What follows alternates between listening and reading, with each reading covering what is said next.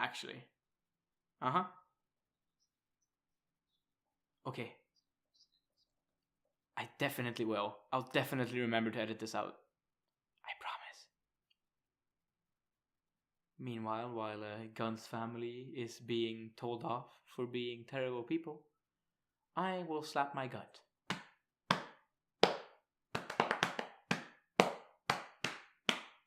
Like a true sumo wrestler. Yeah. I'll keep doing that. Hey Ghuntz, okay, you're back. Anime is a Japanese colloquialism. This is a chicken salad sandwich on a bagel. I'm going to review it. The industry can fucking burn if it's going to have these terrible ideas, you know? Maybe the industry deserves to die. Look at these fucking idiot teenagers. This punk bitch motherfucker, I am a human machine. Can't fucking do it anymore. Oh, welcome everyone to Feeding the Content Machine, back again for another episode on, what date is it? I don't even know. It's the 26th of November, everyone. Today's the 26th, yeah. 26th. 26th. It's probably uploaded on the 27th, if I know my working quality well enough. Welcome everyone, it's another week of Feeding the Content Machine with me, Whatta, and with me is Ghuntz, my co-host. Hey yo, hey yo. Hey yo, Guncy boy. We have been watching more Digibro content that came out this week. Not as much as it has been before. Significant decrease of content this week. Yeah, but it's been, maybe not yet, but it's leading up to being more content. That is like better. Oh, I can't wait. So there's the Shinkai video coming probably this upcoming week. We should be talking about the Shinkai video on the next feeding. Pleeb and Weeb continues to drop at a breakneck pace right now. We have... It's crazy. Digi's focusing on just putting together more high quality content, and that is sort of his new approach. So we'll be seeing a slowdown and upping of the quality over quantity. Oh, ramp up. Yes. Which is interesting. He's constantly changing his structure of content releasing. Like he was going to do a bunch of smaller stuff, like he did with the room videos that he was doing with his gadgets and stuff, and then so it was a lot of little content and all the build up to this big 80-minute video, right? Yeah. And then after that's done, it's going to be a bunch of high quality short videos. That's what I'm guessing. It's like with Digi, we talked before about how we both experience him as a energy watcher. When he watches anime, he needs to keep up a certain level of energy the whole time. And if an episode ever dips too low down, he'll just drop the show. Like if he breaks his sort of combo streak of being entertained, he'll sort of fall off. You can't have 2 really bad episodes in a row. He'll probably just drop your show. Exactly.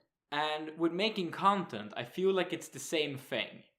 Digi gets this idea and he runs with it, and he will He will continue running with this idea until he gets bored of it. And because there are only so many structures for running a YouTube channel, we sort of get this wave pattern where every now and then it goes quantity, and then it goes quality. And I haven't been here for too long, but when going back through a history of Digibro stuff, I feel like this wave pattern continues happening. As Digi gets bored of an old approach. It's going to keep changing. Like, there's not going to be a single structure that he's going to be releasing things in. It's always going to be morphing and changing through his lifestyle when he moves again, which is going to be early next year. It's going to be a crazy. Yeah, it is. And I think that once he gets to Atlanta, who knows, he might suddenly get inspired to do all of this collaborative stuff with everyone who's also living there, and we might get a fuck ton of content again. Yeah. Or he'll start making these like free camera setup videos. Who knows? Who knows what could happen? It might go even more into quality. It might suddenly turn back into quantity. Or he'll like find a way to do both now that he maybe gets a better situation for life. Everything's up in the air. Yes. And it's great. Yes. Because it keeps me entertained.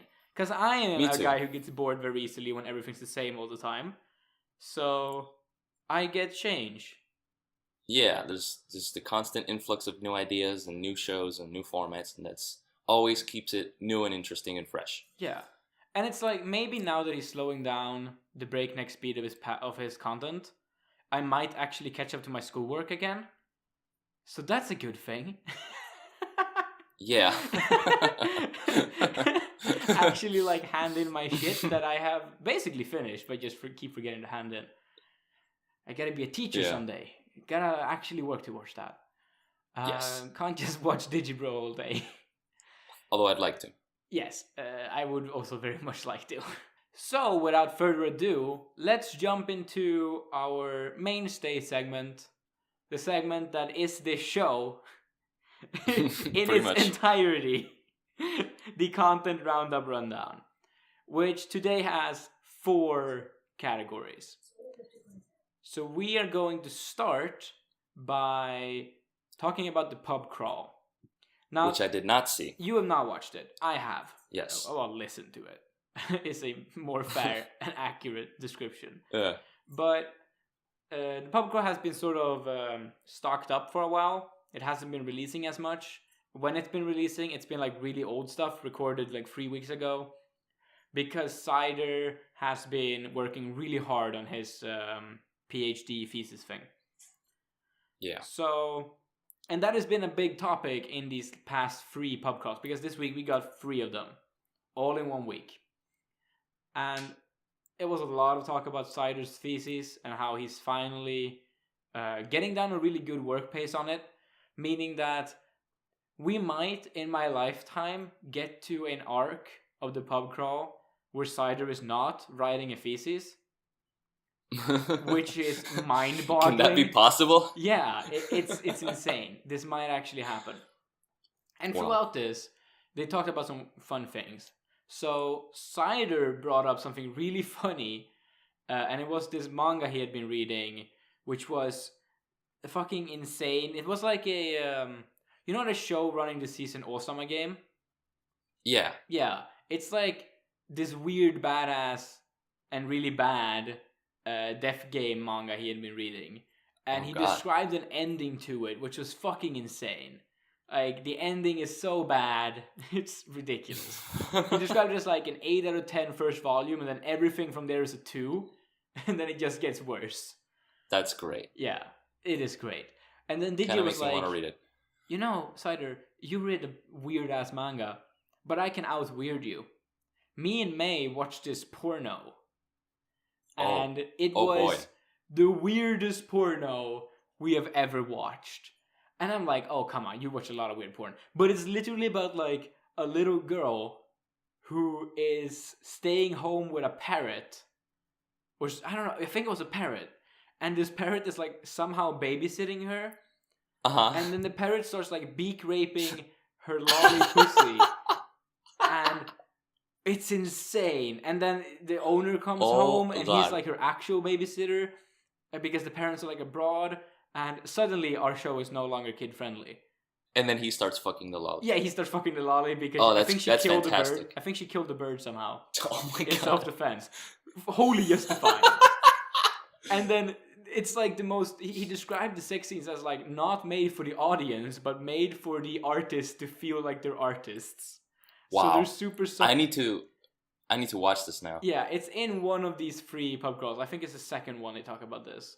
Oh man, it's fucking crazy. And in the end, he described the scene that like it ends on the parents flying home on an airplane, and it just blows up. The airplane just blows up, and then this happy music kicks in while the plane is blowing up, and then the credits start scrolling. Fantastic. Because of course the fantasy is that this girl now lives with this dude who's yeah, forever. Oh wow. It's and the way he described it, like the weirdness of this brutal scene layered with this happy music, dude, it was a great segment of the Pubcrawl. It was really entertaining. Definitely. Well, I'll listen to them now. Definitely. Now, right now, while we're doing this show. Live commentary Pubcrawl. Yeah, it was a great episode. And then Digi was also bringing up this quote. So Ghuntz, it went a little bit like.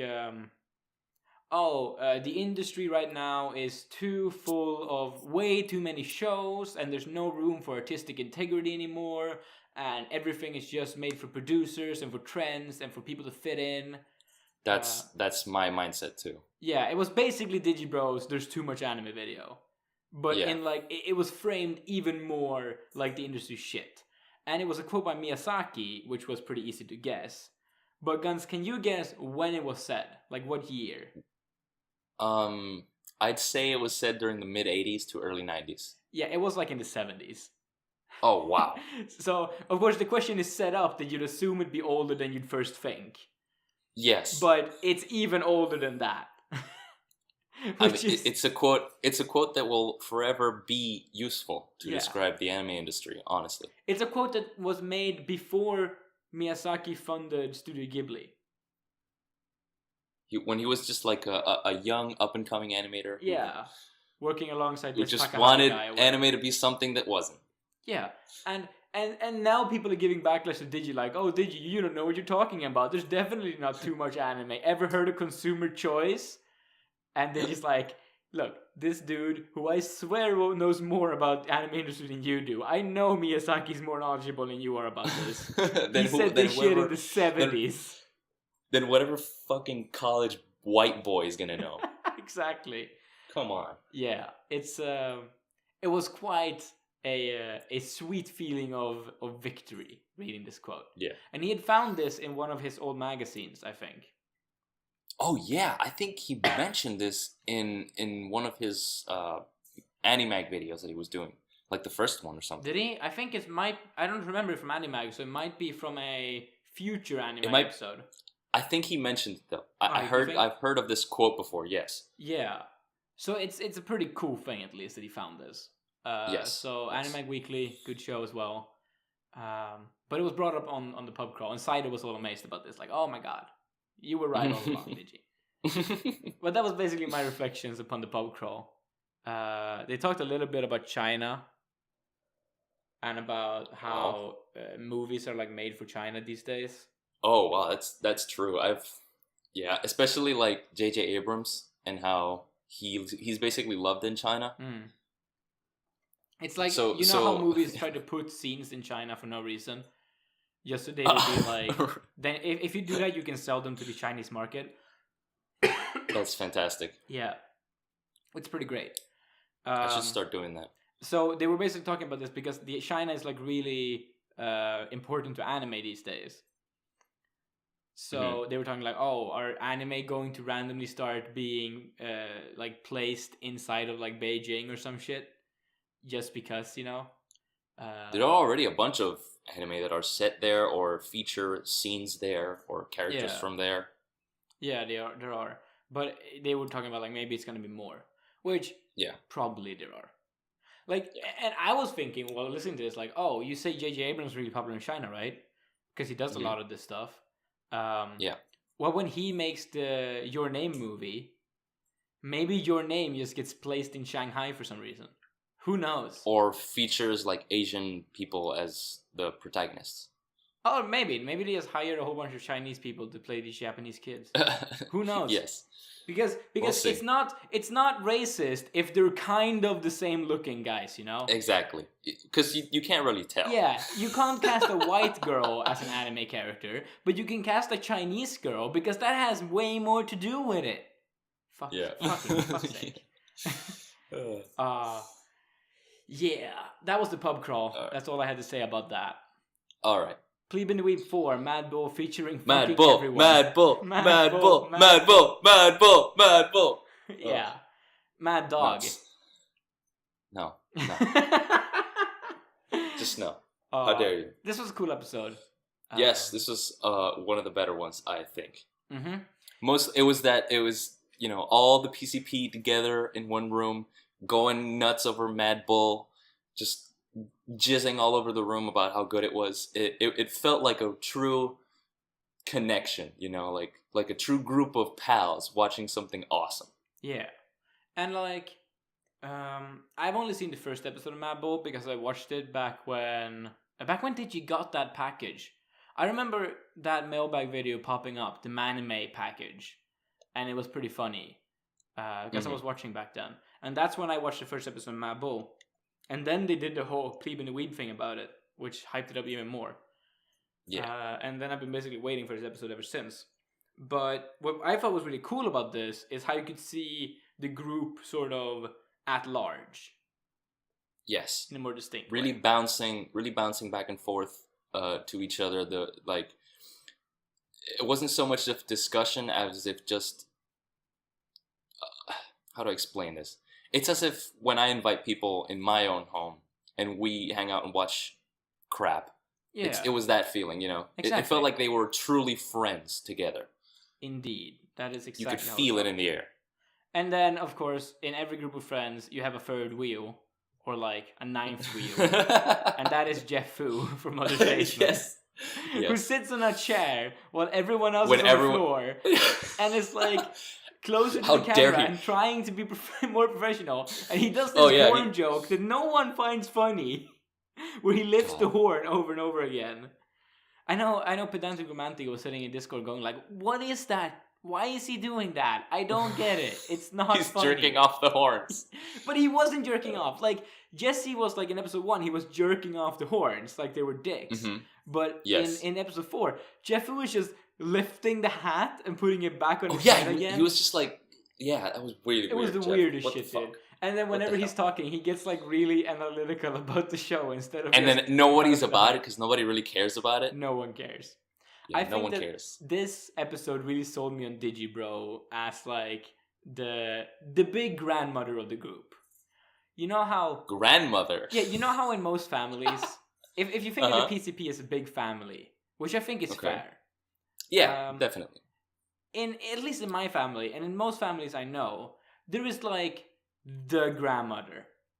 It doesn't Mhm. matter. Like to other people, it's your grandmother's sister because your cousins are always there. But just like it's this one grandmother who is just the center of the whole family, and everyone always goes to her home for Christmas and stuff. It's always like that's the hub of the entire family tree. Yeah. And Digibro, at least back in January when this was recorded, was like the big grandmother of the PCP. Yeah, Now- and especially here, especially in this episode of the Pleeb and the Weeb, like he takes control of this. Yeah. He's the host pretty much. He introduces it. He talks most of it. Yeah. And it's sort of cool with the narrative as well, because it really shows that Jesse is very comfortable not being the host of the show at all. I mean, at this point, can he even be considered the host when he's losing his mind every episode? It's like he's the mascot character. Yeah, he's the mascot. Jesse is like the fucking magical girl mascot character. And then Digi's over going like transformation sequence after transformation sequence. And Jesse's just on his shoulder going, Ka! Somebody needs to draw that. I shall grant you more normie power. Oh my god, it was so cool. It was I great. love the Pleeb and the Yep. Weave. I say that And every that week. I feel. watching it also inspired me to invite all my friends from college, and we watched Garzy's Wing together, and that Oh, was yeah. a blast too. Yeah, that is always gonna be a blast. I do that every year for my birthday. I guilt trip people from all over Sweden to come to my home because Guilt trip him. yeah, because all my friends moved away, right? And I'm like the only Uh-huh. guy. I have like one other guy who I hang out with in my hometown, and everyone else just scattered across the country. And so Oh, that sucks. once a year, I tell everyone, because I used to sort of be the grandmother of the group as well. I tell everyone, guys, it's my birthday. You are not allowed to celebrate my birthday. That is the number one rule. No celebrating my birthday. But you have to show up and you have to hang out and be nice.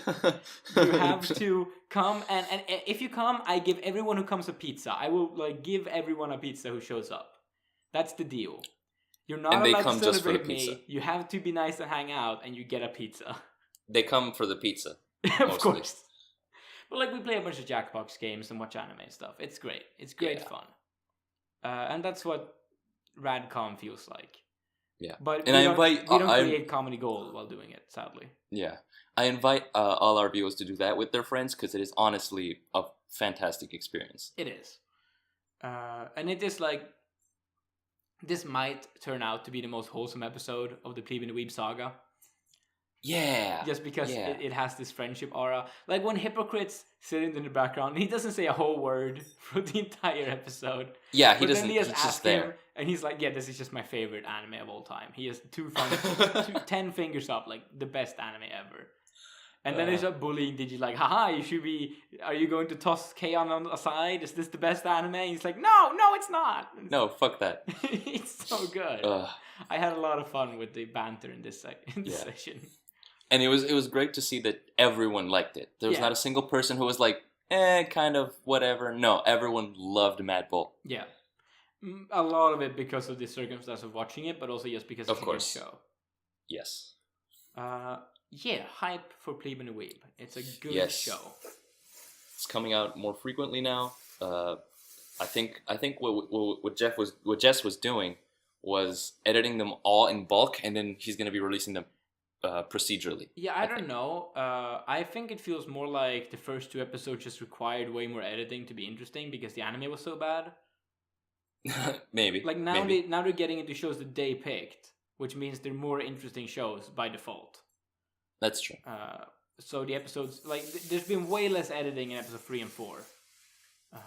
Especially 3. But yeah, especially 3, but 4 as well. 4 as well. And the editing that is there is just like crisp and perfect. It's enough, you know. So cool. Pleeb and Weeb 4. Oh, by the way, just before we move forward, Nate's head exploding continuously was the funniest joke in the entire episode, and I keeled over and died every time that happened. I didn't get it. Like, I thought it was funny, but I didn't really understand why it was funny. Just the fact that his head kept exploding was, I don't know. I died. It's because he's having all of these mind-blowing realizations about reality and utilitarianism all the time. Yes. It's great. So then we have Digi and May 4. Well, Dark Gauntlet 4. This one struck particularly deep in my heart. Yeah, do talk about cleaning guns. You wanted to rant about this. So there's a whole story regarding this and why I have these views about cleaning. What are your views about cleaning? Is that laziness is the worst excuse, and that you should always clean your house from top to bottom. You should have it sparkling clean. You should not be lazy about cleaning it, about taking care of it. And I'll explain why I come to this scenario.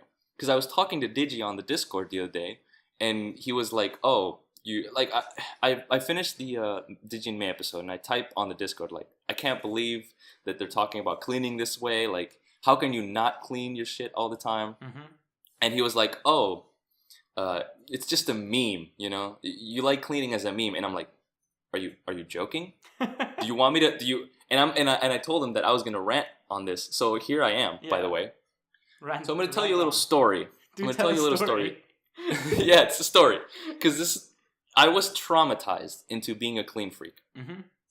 Because when I lived back home in my home country, I was I didn't take care of my room. There were wrappers here, clothes over there. It wasn't really clean. Because, you know, I had my mother there, and she took care of me, and I was kind of lazy. And when I came over here, I had the idea to get a roommate because it would be more economic to get one. So luck was not on my favor for the entire year that I spent here, because the 3 roommates that I lived with were probably the most disgusting, filthy, and terrible people I've ever had the pleasure to meet in my life. It was still a pleasure. Yeah, it was still a pleasure now, because I don't have to look back on it, and I learned a lot from that, and it led me to the state that I'm now. Yeah. I mean, these guys, first of all, they would use half the plates in their house to make these big dinners, and then just throw all their shit in the sink and let it sit there with food for days. We had dozens of cockroaches living in our sink and crawling all over my arms in the kitchen, and all. It was horrible, to the point where it was practically unlivable. The stench in that house was putrefying. And dealing with people like that, seeing their rooms, seeing like wrappers and like pieces of weed cigarettes, or dirty clothes, or condoms even in their rooms, just thrown everywhere on the floor. You can't walk. That really traumatized me. and I don't want to experience that ever again. So, yeah. So that's my main problem, especially, is that how can you live like that? How can you live not cleaning your shit? It takes no time to rinse your plates, to drop all that shit in the garbage, to wash it. It takes no time, and you don't have to deal with smells. You don't have to deal with that, nagging feeling in the back of your head that you have to clean the dishes, that you have to clean your bathroom. You don't have to do that. You just do it. It takes like 20 minutes, and it's done. You don't have to think about it. So when Digi and May were talking about the fact that they leave dirty dishes in their sink for days and they don't clean it until it smells, I'm like, how can you do that? You have no excuse. Cockroaches because they don't live in Florida. But still, like the smell. Why do you wait until it smells before you clean it? Why do you want it to smell like rotting food and shit in your house until you clean it? Just do it as you're putting the dishes in the sink. Just turn on the faucet and rinse it. That's it. Okay? Well, God. That's not always it. Like, I can't always just do the dishes in the faucet. It's like a whole procedure. You fill up the whole sink with water, you put soap in it, you put all the dishes in, you scrub them one by one, then you rinse it with water when it's not, so to get all the soap off. Then you put it in a dryer, and then it's a whole thing. You take the sponge, you wet the sponge, you put some soap or whatever on it, and you scrape it. You don't have to fill a sink with water to do that. No, but there's a skill there then, because no matter how often you clean, I promise you that if you clean like that, it won't be clean enough to satisfy me when I actually do clean. Because I am not a clean person, but when I do clean, I make it fucking clean. Yeah, me too. And I do it that way. How does it? Plates don't get clean by just rinsing them. No, okay, I rinse them and then I scrub them with a soap-filled sponge. That's all you need to do. And then you gotta get all the soap off, and then you gotta dry them. Yeah, you get the soap off by rinsing it again. Yeah, and then that's it. Yeah, you just put it in whatever, in like the I don't know, next to the sink, and you let it dry, and then it's fine. It takes 20 fucking seconds. And May, on another tangent, I relate to your roommate story. Roommates suck. Don't live with roommates. Live alone. It's the best experience of one's life. So, I think this is super interesting because I am not a clean person. I feel like I am pretty much exactly the kind of clean person that Digi is.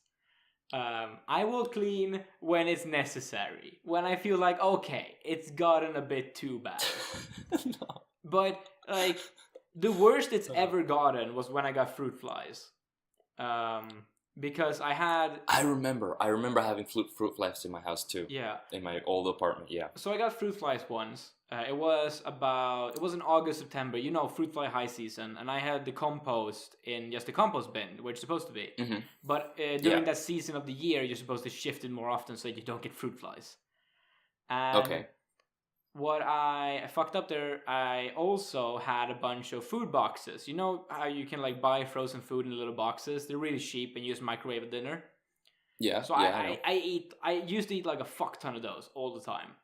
And they're not plates, so you don't do the dishes with them, but you put them in the trash. You throw them in trash in the cardboard section. I live in Sweden, I have to sort everything really meticulously. So you throw them in the cardboard section, but there's still like a little bit of food on them. Mm-hmm. And the fruit flies eat that shit up, and then the fruit flies will mate in just under your sink. So like in the hole leading down from your sink, they will like mate on the ceiling right where the water goes, so they never get touched by the water too much unless you flush a lot of water down. Oh wow! So what I did is that I had to constantly kill flies, but no matter how many I killed in the beginning, when there weren't too many of them. They had already laid like 50 eggs, and they live for like these fruit flies can survive for 8 days, and they can lay eggs 3 times in that period. It's insane. Wow. So what I was doing a bunch of Googling about how to get rid of these people. So I created these flies. I created 3 different residues, 3 different toxic lures, and at the same time, I also flushed my sink with boiling hot water in like 5 liters of boiling hot water in each sink every day. Damn. And then I also had all of these little cups that were like, you know how when you order like kebab or something, you get a sauce cup? I had a bunch of those laying around, so I emptied those and then I filled them with this residue. It's like you put a bunch of vinegar and a little bit of orange juice or honey or something, and then some little bit of soap on the top to make them die when you touch it. And I caught like 200 flies per batch. Damn. And it took me 4 days, and I was gone of them all. No more flies. That's great. And I haven't had flies since. But that's great.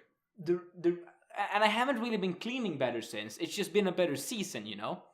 So now I know that the problem is not that I need to clean meticulously during the whole year. I won't get fruit flies in November when there's a blizzard and shit. I'll get fruit flies in August, in the late summer. So I just need to know when I clean and when I don't clean. It's all about being pragmatic, Ghuntz. It's about knowing your limit and like skirting on the limit. Because that time, I have more time to watch Digibro shit. Which is all I do.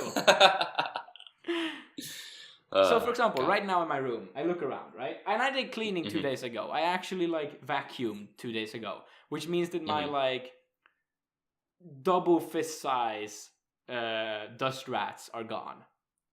Which I used to have in the corner and shit. But in the corner, I see my packing from when I worked at a summer camp still laying unpacked in the big bag in the corner of the room. Next to my neighbor Totoro onesie. Next to one of my 2 vacuum cleaners, which is just laying around. Next to a bunch of like bags and some my old bed sheets that I haven't put in the wash yet. And then on the floor here are 2 bottles for soda, and then another bottle of soda that is actually full. A almost empty ship's bag, my popcorn bowl, which never leaves my desk area. I just take it with me and fill it with new popcorn. Another half a liter bottle for cola. My old ketchup bottle, which is now empty. Some old socks. A pizza carton with cutlery in it. And some random grammar exercises from school. On my desk is a fuck ton of shit. Like manga I took out just to take a picture to prove econ wrong once. My old ear spray from when my ears were fucked up. All of my wires and gaming stuff and everything. Some old bills that I have paid, but I haven't thrown away the bill paper. And my tissues, which I used for important business. Yes, clearly. And yeah, that's like my room right now. The bedsheets that are on the bed are not like that clean. They've been there for like a month. Which is... like, they're starting to get to the point where I need to clean them. But my main problem is that I don't do the laundry. I moved here in February. I've done the laundry twice. Damn. Which means I run through my entire wardrobe over and over again. Every time. Look, and even now, like at a certain point, I start recycling things. I'm like, oh, this has been in the wash for like 3 months now. It can't be that sweaty anymore. It's just been laying around for 3 months. I can wear this again. It's not like I have a real social life. I just sit inside all the time. Oh my god. So yeah, cleaning is very much a subjective thing. There is no true objectivism in this world. And your clean freakness is a freakness. You need to hit that. Freaking? Am I the weird one because I like to clean my shit? Yeah, you're the weird one because you're extreme. Look, there's a bell curve to this. You have like very few clean freaks and very few people who are so dirty that it ruins their lives. And then you have a bell curve that goes up, and it's like most people are kind of normal. They let things get kind of dirty, but not too dirty. And I'm probably on like the dirty side of the bell curve, but still like pretty much towards the middle. And then you have my mom who's like perfectly in the middle. And then you have you who's like on the low end, a bit more out on the clean side of the bell curve. I still think that there's no excuse for you to not consistently keep your house clean. What about the fact that that's again that's just me because I got traumatized into doing it. Yeah, I actually have some roommate stories. Like May's roommate stories are great in this episode. She tells a story about this girl who was fisting herself into Skype. Fucking that was awesome. Fantastic. That was I will never forget. As they Me say. neither. That image will never leave my mind. That was the best thing ever. Jesus Christ. Oh May, I'm so sorry for you. I used to have a roommate in this very apartment. He didn't actually pay for it ever. He paid like half the rent 3 times. He lived there for like 6 months. But that was because I got this via his contact, right? It's actually his aunt's apartment. Mm-hmm. So that was sort of the deal. I am able to live here because I lived here with him, and then I kind of pay for a lot of it. But he and I got really into each other because he's like too dirty for me. Okay, I have some standards, even if they're low. Especially when I live with someone else. Like when you live alone, I think you can let it get dirtier because you know it's all your own shit. So you don't have this feeling of like someone else is dirtying down my place, and I'm not dirtying it down for anyone else. If you just live alone, it feels easier to let it get dirty. But see, now that I'm alone, I want to keep my place as clean as it is. You know, I don't want it to get to the point where it will become a chore to clean it from top to bottom. Sure, but whatever. When I live with Johannes, my roommate, he's also my best friend. He's my best friend in the whole world. I love the guy. He would let it get about as dirty as I do now when I live alone. Maybe a little bit dirtier. And he would constantly make things mold. He had a crock pot. Ugh. And that crock pot was the bane of my existence every single week. And I kept it, like my stuff was really clean when he lived here. I was like way better than I am now. And we talked a lot about this and a lot of communication, but in the end it just didn't work out. He went and he went to some school and lives in some dorm room now.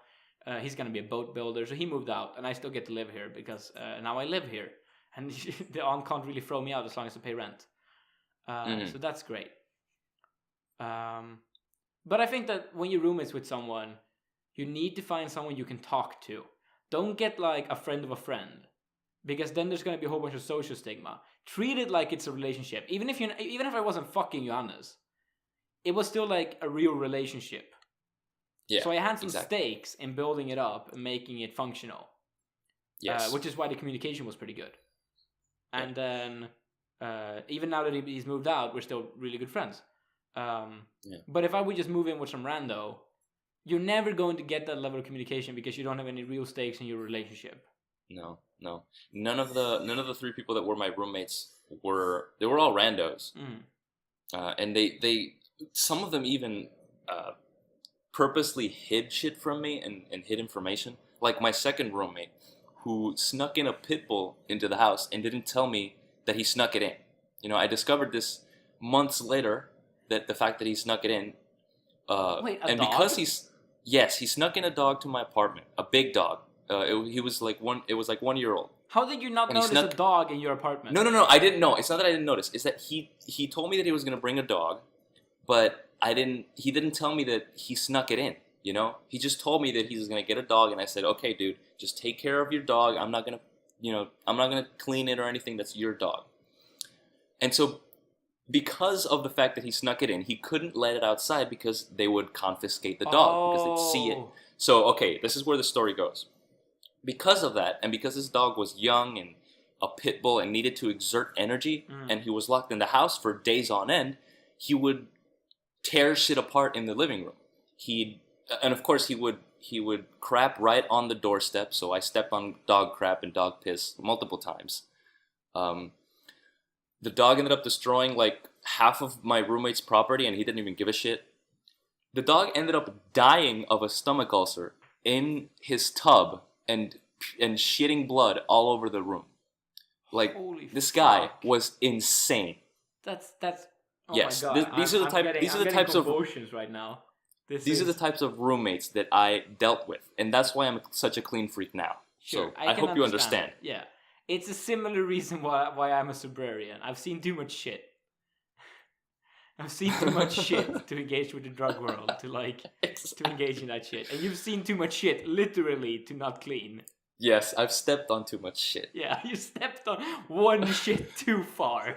Yes. Oh my God. I hope this tangent wasn't too boring for our listeners. I don't think it will be. Yeah. If you liked the Digi and May episode, you should have liked this. It was the same shit.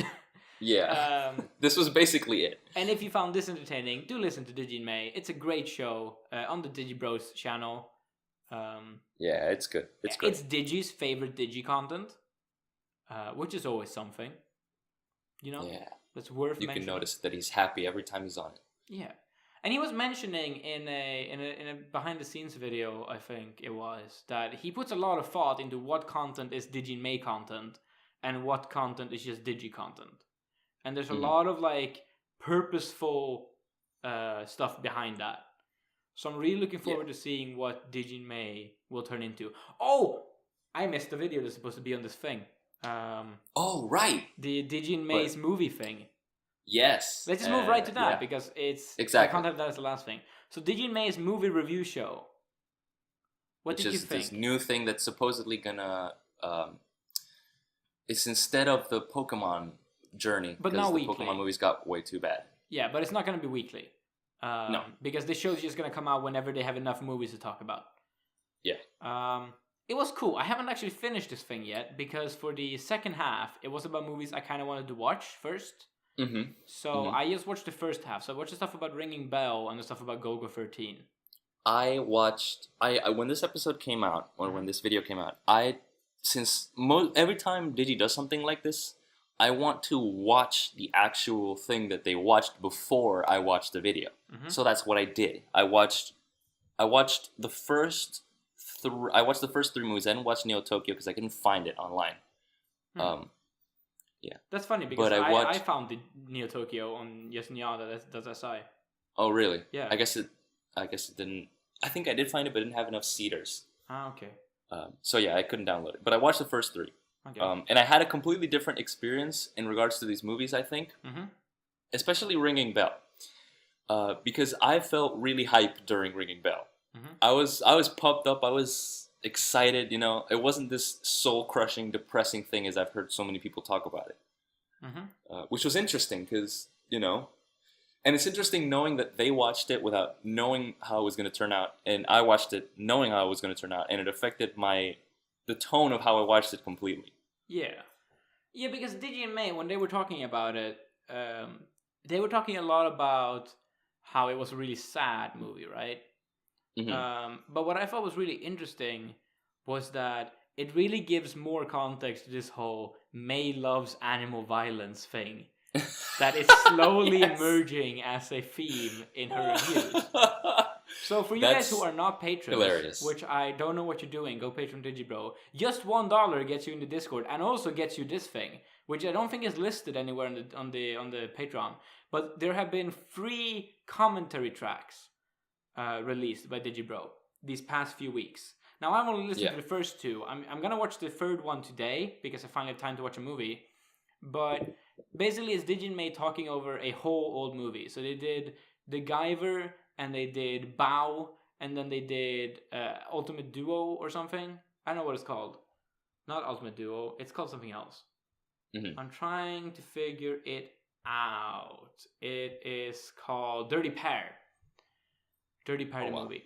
So they've done commentary tracks for all these 3 movies, right? And throughout this, we get some fun memes, like the only a country hit by a nuclear bomb could have thought of this.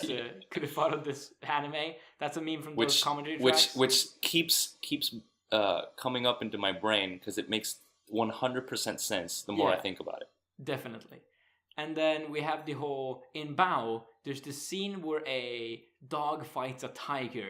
And this tiger slaps the living fuck out of this dog's face. And May just goes, yeah.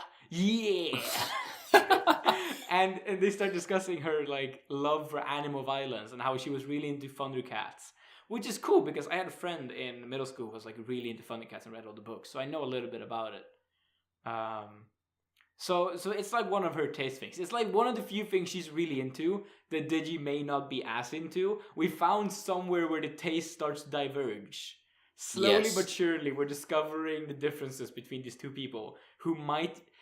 You know how there's this theory that the Olsen twins are just one person moving really fast back and forth? I think that Digi and May might just be one person moving really fast back and forth and who has attained Ranma 1/2 superpower of switching gender and command. And so Digibro and May are just the same person switching gender and position really fast. I love it. But that's great. what's interesting here is that she's really into this, and then of course she was really into this movie as well.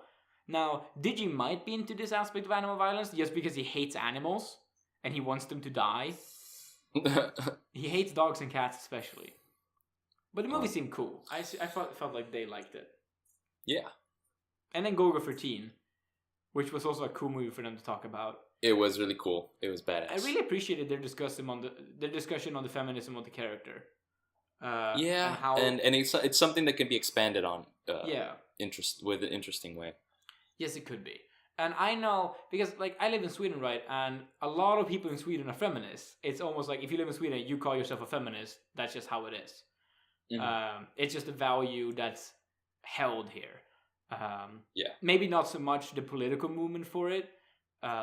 It's just the whole equality thing. It's not the whole BuzzFeed brand McDonald's feminism. It's just normal, mellow, women are kind of getting shafted right now kind of feminism. Interesting. I understand. And I know a lot of people who are like really engaged with this because we have this party coming up in our election cycle called the Feministic Initiative. And I have a lot of friends who are part of that movement. And I think that some of these people would really go and be like, fuck this movie. And the other half of them would go like, I love this movie. And they're like in the same political movement. So it's really interesting that when Digi and May were watching this, they were like debating both sides and trying to figure out what you could think about this movie and this character, which I thought was awesome. Yeah. Great. So then the third movie that they talked about was the 5-Star Stories OVA or movie that Sunrise did to, which was an adaptation of a really long-running sci-fi fantasy manga. Yeah. And I have one. I liked the discussion. It was as you expected. They liked it. They thought the mech designs were cool. Did you want to buy a Gunpla, the golden one? And there's one part of it that it grinded my gears. And is when Digi's talking about the scene of the main guy who is very effeminate, who's a very feminine looking man. He's drinking with this other guy who's this buff like action dude, right? Yeah. The buff action dude gets drunk and he starts like coming on top of this guy, right? Okay. And Digi and they both, especially Digi, they looked at this scene with the eye of it being not a criticism, but like a commentary on how rape happens and how it can just happen, randomly, that it people can just do it out of the blue and it's not like this malicious thing, right? And I thought that they were actually looking too deep into that scene. I thought that scene was purely for comedic value coming out of the 80s, something that you see in any other show from that time, not necessarily anything worth commenting about, Well, does I thought that it was matter, just a though? funny scene. You see, one thing I appreciate with Digi is that sometimes it's not about the full intent of a scene. It's about what he can extract from it. That's true. Some of the best Digibro analyses, whatever. Some of the best ones that Digi has ever produced are stuff that I don't know if it's like intended by the people who made it, but he observed this thing in this work. And that's the interesting part. For example, his observation about cultural appropriatism in Pokemon Sun and Moon.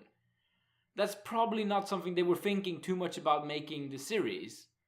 That's true. Digibro saw this thing in it, like, oh, this is how this is. This is something I can analyze about this.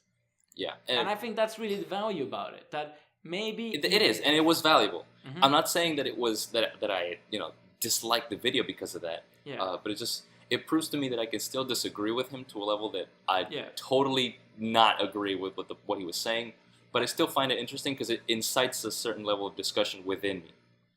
And I think that's healthy, because especially someone like me who watches so much Digibro content, at some point you just realize you're like, oh fuck, if I just agree with everything he's saying, I'm not thinking on my own. So whenever I find something where I disagree with Digibro, I cherish that quite a lot. Because it's like proof that I am still my own person. You haven't been. For example, whenever I think about stuff like Kara no Kyokai is always a big one, where I absolutely hate that movie series. And Digi at one point had it on his top 10. Yeah. And there's just a whole bunch of these small things that like, yeah, Digi's wrong about this. For example, I think Digibro is wrong about Digibro a lot of the times. About what people might find as the appeal of his content. For me, it's like, I'm gonna probably put out a video about this at some point. I'm just having a really hard time writing it. Because writing about your favorites is really fucking hard. But there was this Patreon podcast that was on the $15 tier where Digi was basically analyzing his own content a bit and comparing him to his idols. And he was calling himself an 8 out of 10. And I think he's wrong. I think he's a 10 out of 10. And he was bringing up reasons why, like, oh, but I'm not writing as good as this guy. And I'm not as interesting as this guy. And I'm like, dude, you're just wrong. You don't... To me, you're way more interesting than any of those guys could be because you were this complete package. You are the aesthetic, the personality, the content, the writing, all of that in one package. And it's just a combination that is not seen anywhere else. Yeah. And I want to try writing a script about this, but it's so fucking hard, dude. I feel Digibro's pain trying to write about Kill la Kill and shit. Because I cannot write about Digibro yet. It's so hard. I can podcast about him. It's fine. But trying to write something about like why Digi's great, it's so hard. Yeah, I imagine. Well, yeah. But we should both be proud that we're not being assimilated into the Digi collective just yet. Not just yet. Even if a few ways we disagree with him is that I like him more than he does. Which is the weirdest fucking thing. I don't think I like him quite as much as you do. Well, no. But still. Yeah. I am a hardcore otaku about this shit. Yeah. Well. Cool. Moving on then, we have the comment section controversy. Ooh, this is a big one. Yeah, this is a big one. This is both part of the content roundup and the news and goss. Yeah, we're gonna muddle these two sections together a bit. So it all started with Digi Does Live, the Patreon podcast number 16, where he was talking a bit more about... First it was this whole thing about reviewing himself a little bit and saying this an 8 out of 10. And then he moved on into talking about just comments in general. And while I was listening to that, he posted the Perfect Media Platform, which was an After Dark video where he was detailing what he would think would be a perfect media platform, which is basically a social media platform without any of the social stuff. Exactly. And he got a lot of kickback from this because of just generally people who comment are commenters. And so when he says he wants a platform without commenters, all the comments are going to be angry because they're written by people who will be shafted by the system. Yes. Now... Then he made a video called Commenter Entitlement, or like Fuck Commenter Entitlement, where he was basically berating these people. And Digibro's main argument here is that comment is content. That if you write a comment, that is something that is like created and can be judged on its own. And a lot of the times, they're shit. They're not written by writers. And they are attached to his videos basically in the same way as if the Asterix War would just always come with his "The Asterix War sucks" attached to the bottom of the episode. Yeah.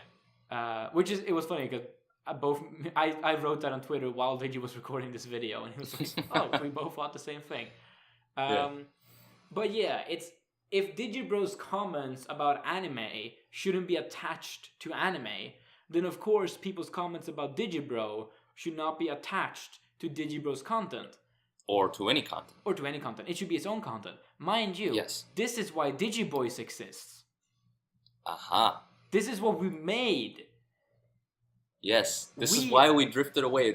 We stopped commenting on his videos and started making our own content. But I don't. Yeah.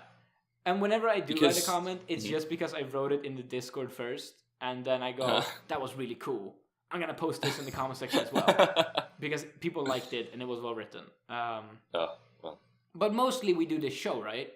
This is the main way we comment on Digibro's content, because we realize that, hey, if our comment is interesting enough, then we can reach a wider audience by doing this podcast, and by them enjoying our way of critiquing. If Yeah. you're Also- if you're listening to this podcast, it should be because you enjoy the way Whatta and Ghuntz comment on Digibro's content. It shouldn't Yes. be because, oh, I watched this Digibro video and now I have to go and listen to the comments. This is about us just as much as it is about Digi in a way. Yeah, it's Although more about Digi. it is a lot about our thoughts about Digi. But it's, for example, when we talked about the cleaning section earlier, our personalities bleed into it because it's our show and it's our content. And we curate it, and we have our own audience. We have our 300 subscribers now that are subbed for this content. Yeah. Plus, we care enough about Digi's content that we want to jump in and make something and say something about his content. I think that because we care so much about it, we have the quote-unquote right to comment on his content in such a way. Because not this any way. fuck off, 12-year-old can go on Digi's video and say whatever he wants. Yeah. Like, he does not understand Digi's mindset. He does not understand what the goal of a video is, certainly. And he the doesn't only have the way to mindset. prove this is by the fact that we make it not attached to Digibro's content. Exactly. Because if it attached to Digibro's content, it doesn't matter how much context or like quality you have in your comment. You're gonna get treated equally and get as much publicity as anyone else. So Exactly. when we made this podcast, we took a big, like, let's say quote unquote risk that no one was ever going to listen to this. Or that people are going to hate it outright. Yeah, or the people are gonna go like, oh, this is just a dick sucking show. Because we wanted to make something that was real content. And Yes. hey, it's been working out fine. This channel's going great for what it is. Yeah. We have a lot of fun making these. I think this is really Oh, fun yeah. and interesting. So when Digi made this video, I was like, fuck yeah, you're so right. You Me are too. so right. This is exactly how it should be. So what is going to happen now? Yesterday there was a live stream for patrons. And I know we've been talking quite a bit about patron exclusive content this video, and we're not giving out details about it. We're just saying generally what happens in it. Yes. Go patron Digibro if you're interested. That's just all I'm gonna say. It's paywall content for a reason. But generally, Digibro came to the conclusion that what he's looking to do now is the Total Biscuit strategy. Most likely. So And that is? Total Biscuit was recently on the H3 podcast and explained very much in detail how he has gone about turning off comments on his videos. Because they've been turned off about 2 years now on Total Biscuit's videos. Mm-hmm. Mind you, Total Biscuit is my other big YouTuber I'm a fan of. It's Digi and him are like my two idols. It's a guy I've respected for a long time, too. Yeah, it's a very cool man. What he did is that he didn't turn off comments. He just made it so that you have comments set on approved only. And then he just never approves any. So that there's never any comments under the video, but there's still a comment writing box. Okay. So that it doesn't say the comments are disabled. You just don't see any comments, and then you're presented with your box where you're supposed to write your comment. And if you write it, it doesn't show up anywhere. Okay. Or actually, you Now- can see your own comment under the video, but only you can Mhm. see it. So if I write a comment on Total Biscuit's video, I can see it, but no one else can. And Total Biscuit can only see it in the community tab where he's approving comments. Interesting. What happens is that, of course, it doesn't make any sense to write a comment now because comments are dead. It's just a scream into the void. Total Yeah. Biscuit still gets hundreds of comments on every single video, according to himself. Because people just want to reactionary write down something or scream a little bit after watching a video. Yeah. They don't care about people reading it. They just want to scream. Mhm. Because that's a reactionary habit. It's fine. And I think that really does give the best of all worlds. Digi gets to not be stressed out about comments. Commenters get to write comments even if no one sees them. No one who's watching the video gets to be distracted by someone else's comment. But they still get to see their own comment there under the video, just so they feel that they did something, even if they didn't. Yes. And then That's perfect. Digi just links to his Patreon to get on the Discord for comment there, and to his Reddit board if you want to comment there. Because the big problem, as Total Biscuit described it, is the comment sections are too easy. It's too easy to just leave a comment. It doesn't invite you, to make a good product. You scroll down and you start typing. That's it. You don't have to go somewhere, explore, find a new avenue, a new If place to do it in. I would never comment on Digibro on Reddit because I hate Reddit. So already everyone who hates Reddit, Digi's gone from he gets to not listen to them, unless they're people like me who patron. and I get on the Discord because I love Discord. That's basically the whole rant. Yes. And this is not difficult to understand. And this has been, and because of this new idea that he's putting forward, he's been getting a lot of flack from people, pretty much on every single thing that he's made since. Yeah. Every time he's posted something on Twitter, people are talking about the fact that he's like a wuss or a pussy or whatever.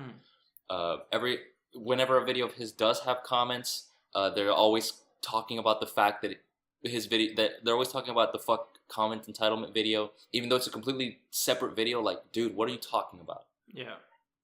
And that's like the reason to close down comments, right? Because they're not even topical anymore. No. On the Discord, we're pretty strict about the fact that you stay on topic. If you're in the discuss Digi content section, you discuss Digi's content, and if you start going on tangent, you switch rooms.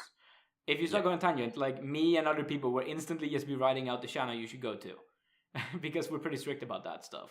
Yes. And that's how comments should be. But of course, comments are a terrible platform. You can't write anything good in the comments because the website does not allow it. And that's really what's sad. Close all that shit. Digi, close all that shit. Don't even care. You have the people who actually care about your content close to you. You know.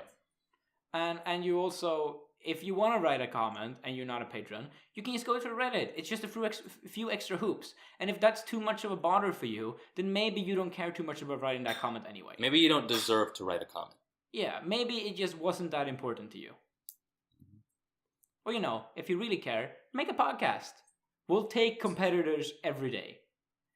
If you want to make Digi fans the podcast, make it. I'm sure I would listen to it. Fuck, of course I would. I'd be your number one fan if you competed with us. If it's good content, I'm gonna like it. Yeah. But it has to be content that stands on its own. Yeah. You have to put a little bit of effort in it. Look, this podcast is minimum effort. If you don't put in this much effort into your content and you're making like a channel for it, it's not gonna work. This is like the barest of minimums you can do. We're on shitty microphones. I edited in Audacity and use a little bit of Audacity magic to make it sound just a slight bit better. And then I posted with the same thumbnail every single episode. So I'm sitting on the floor right now recording this on a laptop with a broken screen. Like, we're not professionals. No, we're not professionals. We're commenters. We just care about what we comment because we want it to be good. Yeah, great. That's the content roundup rundown. We only had 5 topics. We still ran over the hour. Oh God. Do you want to do this final segment or not that we planned out? Let's breeze through it. Yeah, let's breeze through it. So, a few weeks ago, I made a prediction chart that I'll probably just link a picture of it in the description. Where I predicted finish or fail results for all of the autumn season. Since we're whores for finish or fail and we love it so much, we just obsess over it all the time. It's the best seasonal anime. About seasonal anime. So it almost is. It has a narrative. For every single anime that I think is going to be even slightly relevant for the fall season, and what I think Digibro's opinion about it's going to be. It's not my opinion, it's my prediction for Digibro's opinion. So let's run through it. Sangatsu no Lion second season. I think this will fall down from Digibro's 9 to an 8. Actually, upon watching the second half of the first season, it might already be an 8. Because Digibro's only watched 11 episodes of this show. I think that he might put it down to an 8 just by finishing the first season. And if not that, if the first season as a whole is still 9, it might just be the second season is an 8. I think it's going downhill. I think it's going downhill in the second half of the first season, but in the first half of the second season, it's going to pick back up because I feel like he's going to really resonate with with the themes of the first half of this season and the plot and the characters. Perhaps. I know that there's a big Hina arc in episode 4, and I have not watched episode 4 yet. I'm still on episode 3. So that might be why my opinion came in. I wrote all of these opinions around episode 3 of the fall season, by the way. Because I think that the first 3 episodes are like, at that point you should know what Digibro's opinion is going to be. Because he's going to know it by episode 1. So you should at least know it by episode 3. Anime Guitarist dropped instantly, shit, Fuka style. Exactly. Black Clover, I don't even think he's gonna watch it. But I want him to make a meme of it. Look, it's 10 second. He's gonna make a 10-second shitting on it, and then it's gone. Yes. Blend S dropped him probably if he watched this with May, she would hate it even more than him. But I think it's going to be on dark side, so she's not even gonna see it. It's yeah. No, not even a second. Blend S, more like Bland S. Bland S. Yeah, whatever. Boku, the bitch show. The show with bitch in the title. Yes, I think he might already have dropped this because or he he's not even commented gonna watch on it in the too much anime video. But if he hasn't dropped it yet, it's gonna be dropped instantly. Shit show. If he even picks it up. Yeah. DC Ray. Now, this is a show where I only watched episode 0 and I dropped it on episode 0. But then I heard that episode 1 was different from episode 0.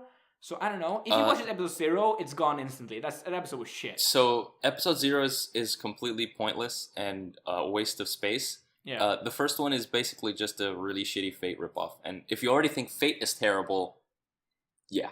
So he's definitely gonna hate this completely. Yeah. If he watches episode 0, he'll drop it within 10 seconds. Evil or Live? Nope. Not gonna happen. Garo Vanishing Line. So this show, I think he finishes one episode and then drops it somewhere into episode 2.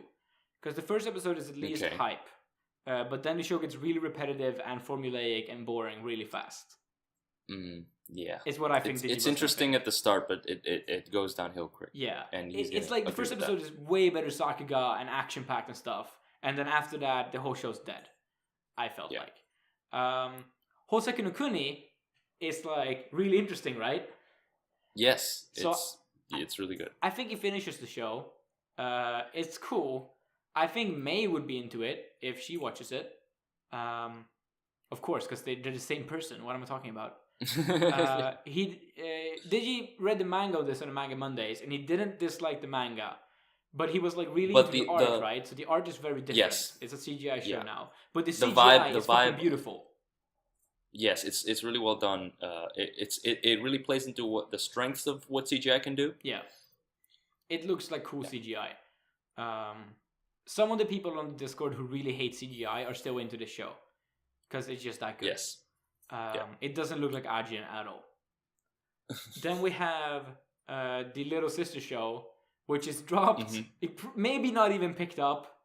I think honestly, I have a different opinion. I think he's gonna love the first 5 minutes or like the first 2 minutes of the first episode, and then he's gonna utterly despise everything else. Still drop before because those first 2 minutes are a good joke, and then it's nothing. Okay, so the Little Sister show this season, Imoto-sa Irabai, gone within the first episode.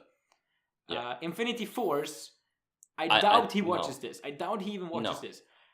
If he watches this, if he gives Infinity Force a try, he might finish like 10 minutes of the show in just pure, what the fuck am I watching? Because Infinity Force is one of those incredibly ugly CGI shows that are taking themselves so unseriously that it's like insanely fun. But the choreography, the whole like first 10 minutes is just one big fight scene of like airplanes and submarines and shit fighting. Massive like army shit. And the choreography is great, but everything looks shit anyway. Okay. He still drops it after 10 minutes. Yes. Inuyashiki. This one's interesting. It's dangerous to predict. It's very dangerous. A lot of people like this show a lot.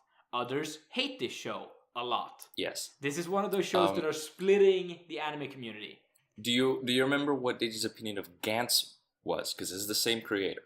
I don't. But I think that in the last Pubcrawl they were talking a bit about Ghuntz and they were mostly shitting on it. So if this show is very similar to Ghuntz in tone, I don't think it is. No? No. I think it's a little more depressing than Ghuntz. Yeah. Look, the strength of this show, I think, come mainly in directorial work and storyboarding work, right? Because it's really short, tight scenes and it doesn't waste a lot of your time. That's true. The dialogue is snappy, it's always fun, it's always cutting to new angles, the scenes are not stretched out. It's like, it's an action-packed thing that is constantly episodes have interesting ideas as they progress. The story pacing is like right on point. This one's a mixed bag, I think. Yeah.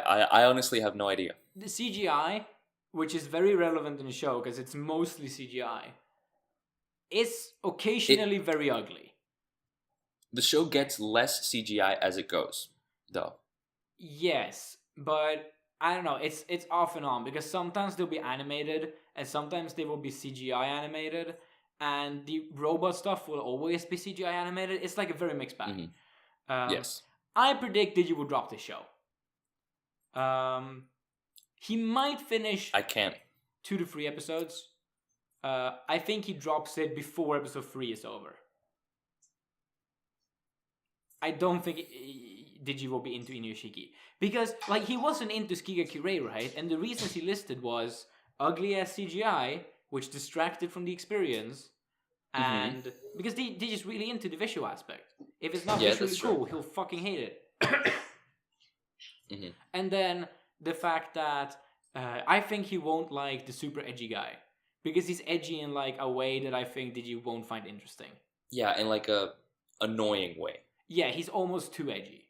Now, I find him awesome, because, like, dude, just stone cold murdering shit, like, it's brutal. It's some brutal ass shit that he does. And I think Digi might be into that because he's into brutal carnage, right? Yes. He's really into people getting horribly slaughtered. But the slaughtering is, like, it's not done in a brutal way, it's, like, done in an emotionally brutal way. It's actually soul crushing. It is soul crushing. Not like Ringing Bell. It's actually soul crushing. Yeah. But then it quickly cuts into comedy, which is Bayfos, which is cool. But I think that overall, mostly due to the visuals, Digi will hate the show. He might not even hate it, but he will definitely drop it. I agree. Actually, so, now that I think about it. Just because Digi will go, no, boring, and then drop it. Same as Skigakure. Yeah, same as... No, Skigakure was different. Like, Skigakure had more I think he'll react... I think he'll react the same way. Yeah, okay. So just because he'll still drop it. Juni Tyson, I wrote that Digi famously does not like death game shows. He might finish the first episode of this, but not the second. Monologuing and predictable deaths will get to him. This is the style of Nisuisin he's not a fan of. I also agree. I think he'll drop it. Yeah, I don't just think he'll drop it. I think he'll actively hate it. If he somehow finishes the first episode, the second one will instantly kill him. And I think it's likely he won't even finish the first one. When Nisuisin does some kind of death style thing, like he did with Katana Gatari, Digi was not a fan. It was just a bunch of asswipe writing. I think this is gone. Yeah, I agree. The new Kino dropped on episode 2. I think he's gonna hate it. Yeah. I think he's gonna despise it because of what it does to the image of Kino and how it's just pandering to otaku at this point. Yeah. It lost all the tone of the original. It lost all the vision. Episode 1 is still fine. Like, I hate this show. I hate New Kino. But even I am okay with episode 1.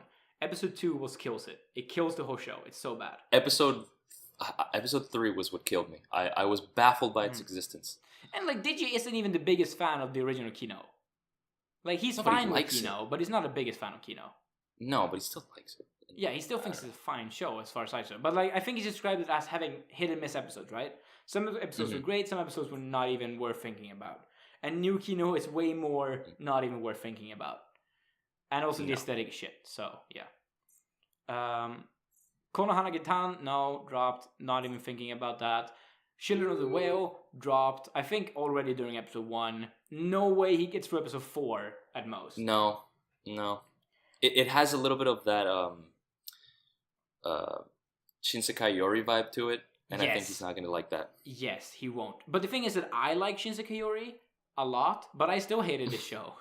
Because, like, I feel like when I watched Children of the Whale, I kind of saw what Digi hates about Shinsekai Yori, because it was like Shinsekai Yori, but without the specific story that I found interesting. It was just all the bad things. So, yeah, fuck this show. It's really bad. And it's like, it starts out as this really boring, like, novel-style plot, even if it is a manga adaptation, I think it is. But it starts out this, like, really boring, generic feeling plot, and then around episode 4, it tries to be Madoka, and it just doesn't work. It just suddenly goes super dark. And fuck that just show. out of nowhere, and you're like, oh, okay, I guess this is what it is now. Mahojin Guru Guru. To be honest, this is probably my show of the year. Me too. It is my show of the year. Yeah. It's a good show. God, okay, I choose. I'm afraid. I'm afraid I of choose him watching this. to predict the 10 out of 10. I want to I want to predict 10. Like, and when I say 10, But- I mean 9.6 or higher. Because on Yeah, Digibo's 9.6 scale, or higher, not like 9.6, perfect. 7, 8, 9, 10 is like the scale that is counted as a 10. Because it's super dense, it's super frenetic, it's funny all the time. It's just throttling with Yeah. the jokes and with the creativity of everything that it does. Kukuri and I is the think Digi cutest girl of will all really time. like that. Yes, it's adorable, it's creative, it's fun, poppy. I think he'll love it because of that. Yes. Because it's not some dour shit that you have to think about, and it's not trying to be deep, or it's just Yeah. trying to be fun and funny, and it perfectly excels at it. Yes. I think he might even consider watching this high because of how fucking frenetically fast it is. Like, I don't know if that's a good choice because I don't smoke anything, but if I get the idea that, like, if Miyazaki's shit is good high because it has stuff going on all the time, then this also has stuff going on all the time, but it might not be the same kind of stuff going on all the time. I recommend thinking about doing this high if you're Digibro or someone like Guru Guru like that is good, but Guru without it is also great. But look, if I was gonna be a betting man, I'd probably put it for low 9 and say that May Dragon becomes Digibro's show of the year. But I am a believing man. It's difficult. And I say Guru show of the year. I hope, I believe that Digibro like this. Me too. I think it'll be in his top 3 definitely. Yeah, definitely And if top and if I swear if he drops it or any like it'll be. Oh. I know that I know that it's his own opinion. Yeah, he can do yeah. whatever the fuck he wants, but like He's gonna we have both to love the show. justify. He's gonna have to argue really well for me to yes, be like, you're I gonna see have your to point. you're gonna have to go scene by scene and tell me why didn't you like everything that happened. Guru sucks. Part 25. God damn it. Yes. Dude. Oh, I'm so scared. On I'm so Patreon, scared. podcast canceled. I wouldn't, but I just look. I know that we were talking earlier about how I treasure areas where I disagree with Digi, but I don't want to have to disagree with Digi about Guru. Me neither. Guru I don't is want to too either. precious. I don't want that. Please, It's just so harmless and Please, so Guru. just sincere. please be a show that Digibro likes. Also, we don't even know what the Yes. ending is yet. I think No, it's not even ended yet. It's already fantastic. For me, this is a 9.5 if it stays like this, and if the ending is on point, this is one of my 10 out of 10s. For me, it's definitely a 9.4 to 5. It's Yeah, up there with my favorites. It's so good. Mango's Bride, Mouse Kanayoma, dropped around episode 2 or 3. Oh, I think so too. Yeah. Even though the tone is slightly different from the OVA because it's not original, it's just the pure adaptation. I think he's also gonna drop it. Digibro's not a fan of Yoshike. No, and it's way too slow, and it's just he already had this preconception of it from the OVA, so he's not gonna be in tune with it. He's not gonna like it. So like, I don't even know if he's seen the OVA. He has seen the first episode and he thought it was boring. Okay, cool. Well then, no. He's not gonna like this. He might finish the first episode. If he didn't like the first episode of the OVA, then I might just say that he drops this in episode 1. But 2 or 3 is a safe bet. Boring. Yeah, he won't like this show. Yeah. Net Juno Susume, or recommendation. Yeah, I think of he's the gonna online finish night. this. Yeah, he's gonna finish the show. That's my prediction as well. Hell yeah. It's adorable. It's a little relatable. It does MMOs well. It's about adult characters with adult problems and doing adult things. He's gonna appreciate the show. Yeah. I think so. I think this is like the solid mid-tier to high-tier 7, right? Yeah. Plus, this is like it's the just Tonkatsu DJ of this year. Yeah. Plus, it's just 10 episodes. Oh, really? So it's Cool. shorter. Yeah, it's just 10, so you don't have to watch 12. So it's a bite-sized, or at least smaller. Net Easier to Susume, consume. good show. Yeah. Now, Osake wa Fufu ni Natakara, he definitely finishes this show, right? It's short show. It's about it takes up none of your time. Yeah, it's a cute cake show with drinking and recipes. So that'll be like good. if Digi and May could finish Watashi no Italian on the pure basis of it being about Italian food, they have to be able to finish Osake wa Fufu on the pure basis on it being 100% about alcohol cooking. Yes. And also having the vibe of something like a Danaganani relationship. Where it's like this really sexy, cute blonde girl with his home drinking, guy. getting drunk all the time. Yeah, you never get to know who this guy is or what his job is. He's sort of presented like maybe a home husband, but in my head, he's an internet content creator because he's home all the time, and his like super hardworking wife comes home and is always tired, just like May is, and so he serves her alcohol to make her feel better. Yep. This might be like an 8 for Digi. Oh wow. I think a 7. Yeah, 7 is a safe bet. Whatever. It's a good show. I think Digi will like this a lot. Yeah. Also, my game dropped instantly, no thinking about it. He's gonna hate it. Girls Last Tour. This one, it's weird because he didn't really connect with the manga when he did it on a Manga Mondays. He liked I think it was that he liked the setting, but he just it's an Yashike manga. It's slow. It's atmospheric. Now the anime does a lot to focus on the setting, you know. Yes. And there's a lot of cool camera work in it, especially the way they work with angles. A lot of the character animation as well is really cool. The framing is always on point. I think it's a good show. I think you'll finish it. Yeah. It's not going to be better than a low 8. Maybe just a 7.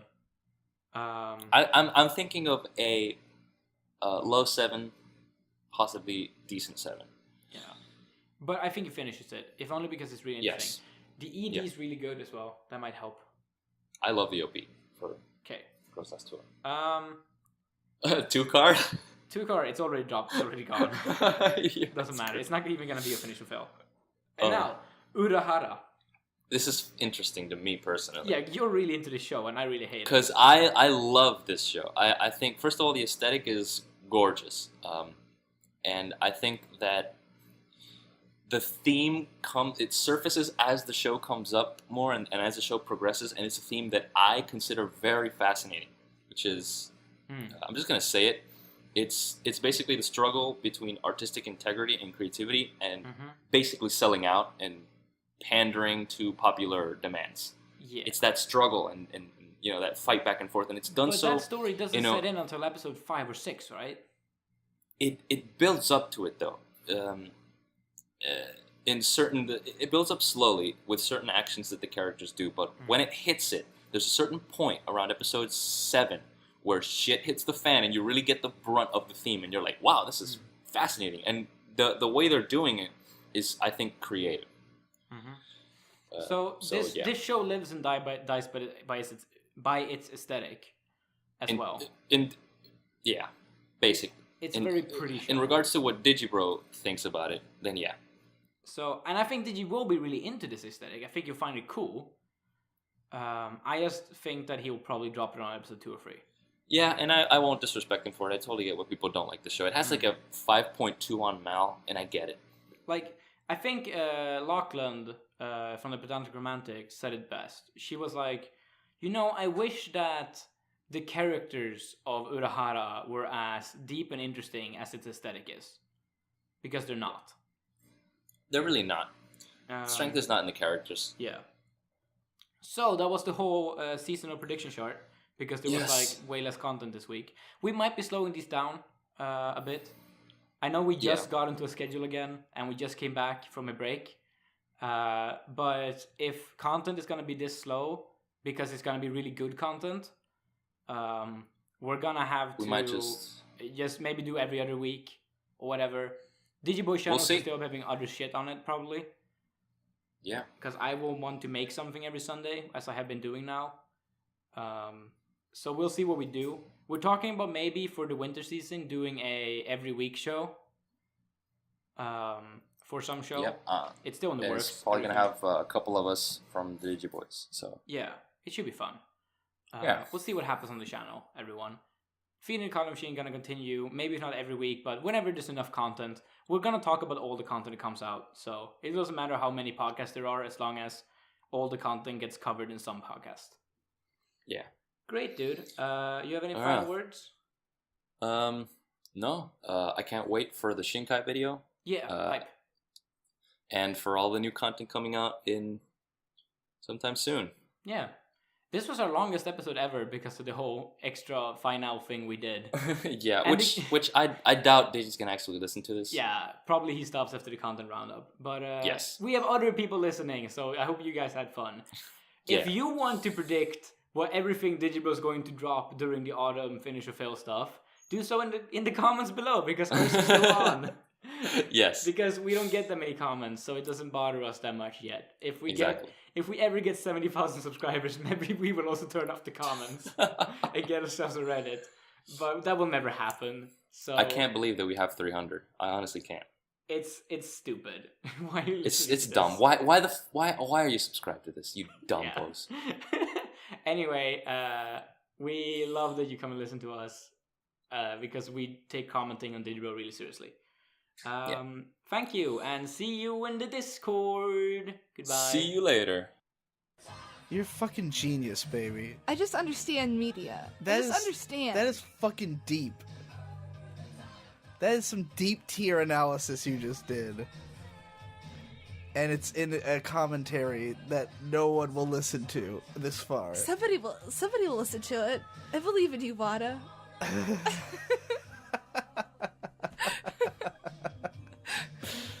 Yeah, it'd be him.